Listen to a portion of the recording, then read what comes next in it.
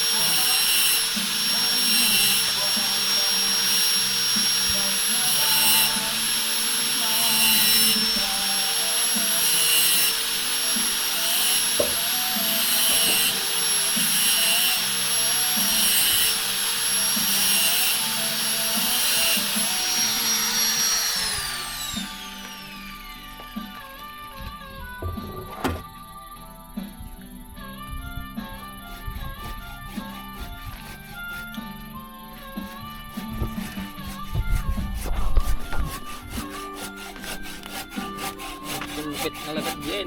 Full bite. Ata.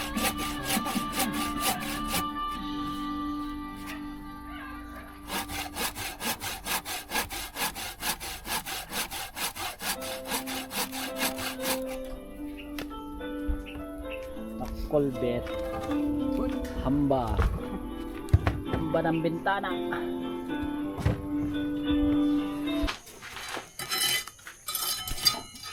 Tapos na naman isang araw, bunso. Uwi na tayo. Mira ito ang pansandok ng lupa. Kutsara. Kutsara. Opo. Anong ka kasi? Napagod kang maghalo ng lupa?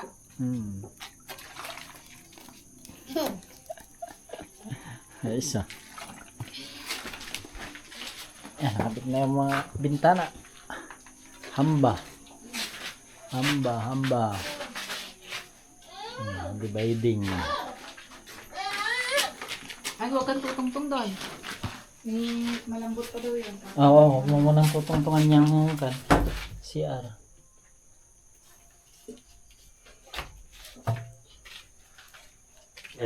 Ay, sinimento dyan lang may patong.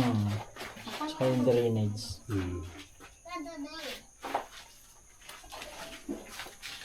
Bowl.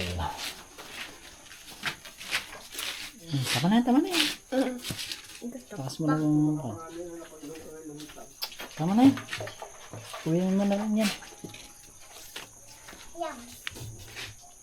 Masasabi mo, boss? Wala kang masabi? Gugutom ka na. Ang lakas ng tagas niya, no? Oo. Yan tayo maglalagay ng pool na mira. Yan.